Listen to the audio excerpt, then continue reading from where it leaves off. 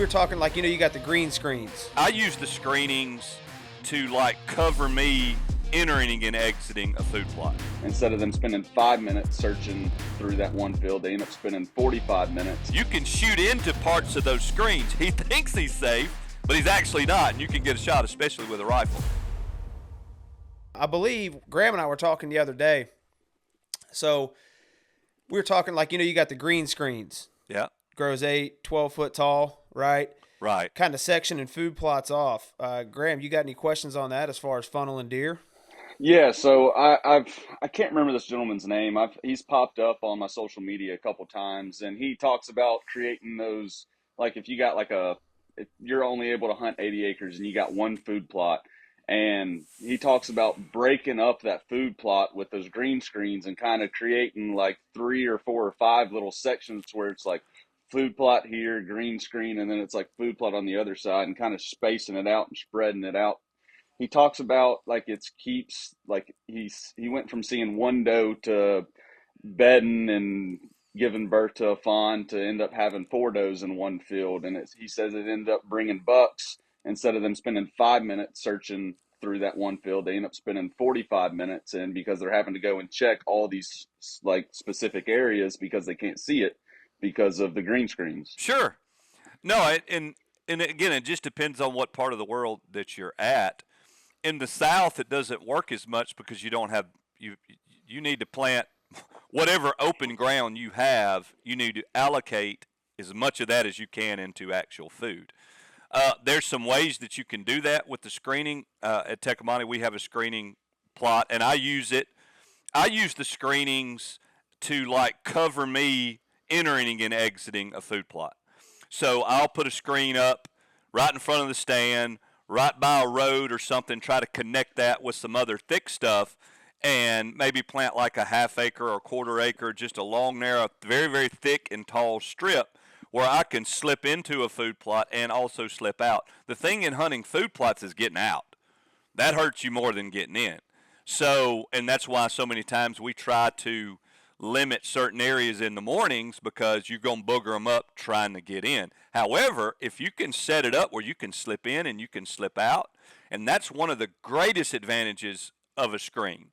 All right, so when you go to green screening, if you have some really big fields that you're hunting and you want to break those fields up, that's where that definitely comes into play. And they work great for that. So a buck has obviously 2 major ways of finding does, and number 1 is smell. He's going to use the nose first.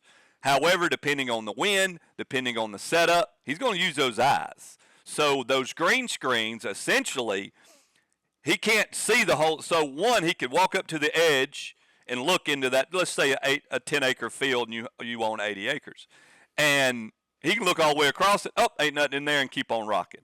But however, if it's broken up, I think probably what this guy was talking about, now I've got to walk through that opening, which could give you a shot, or walk through those screens, using those screens now as both cover, but also he's got to look in these other places. And most of the time, you can shoot into parts of those screens. He thinks he's safe, but he's actually not, and you can get a shot, especially with a rifle. But even with the bow, you can design those things where you can bring him right by if he takes one of those corridors or if he takes one of those openings. So that's where a lot of those so there's so many different things that you could use with screening that actually works very, very well. Now, one of the greatest ways, if you have enough ground, is corn is great for screening.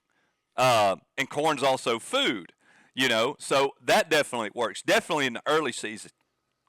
If you're only using these corn for screens, in the late season, the snow's going to knock them down. It's not a lot of it. The deer's going to knock them down. Raccoons are going to knock them down. So in the late seeding, that screen kind of goes away. There's still some stuff there. But what you could do, you can mix that with some screening stuff that they're not going to eat. And so there's a lot of different methods, but totally 100%, I know what he's looking at. But if you just use them as a screen to be able to get in and to get out, to me, that's the number one best way. And then there's all kinds of different cool little things, especially if you got a big enough field where, hey, I'm going to section this 2 acres off and I'm going to plant this. I'm going to put a screen around it and then do that. There's just so many different ways you can do it. Or make corridors, forcing them into a shot with a bow or even a shot with a rifle or whatever. But no, totally get it. The screening deal, there's just so many different things that you can use that for that work to your advantage.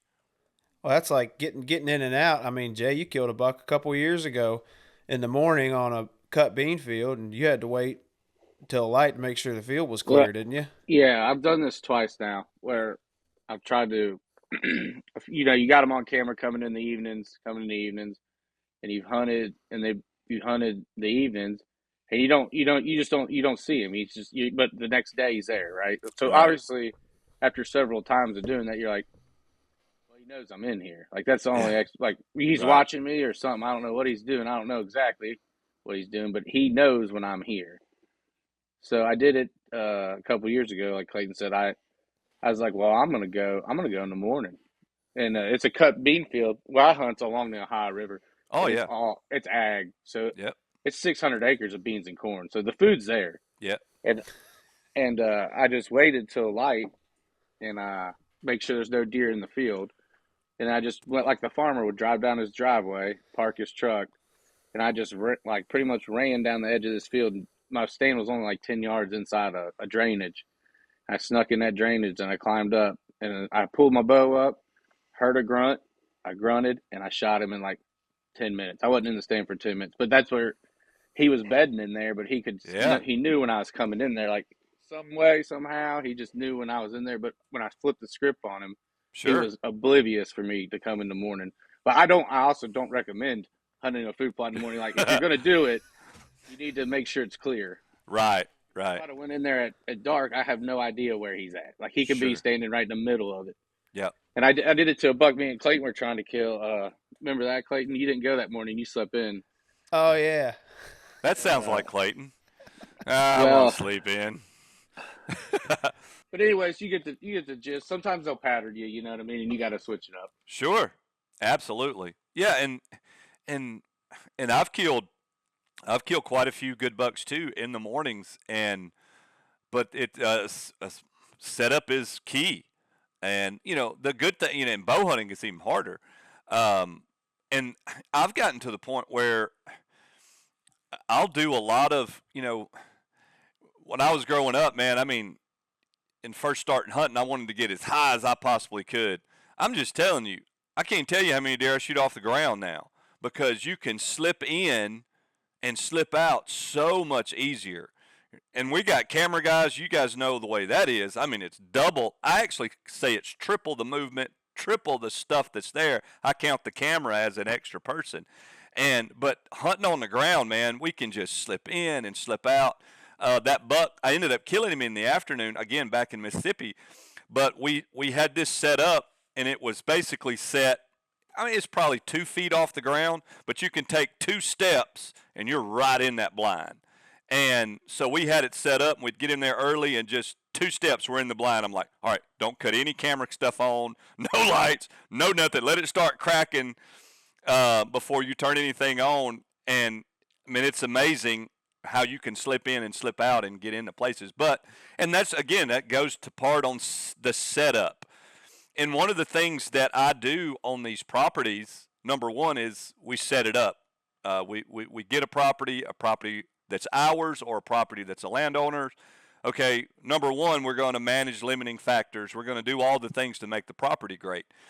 And then after a year, we'll start fine-tuning the hunting locations because some of these giant properties, you really don't know what these deer are doing, where exactly what's going on. So once you get that idea set, we set the property up.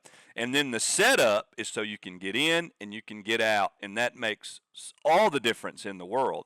So if we use the screens or if we use some native screenings or whatever, dude, I've taken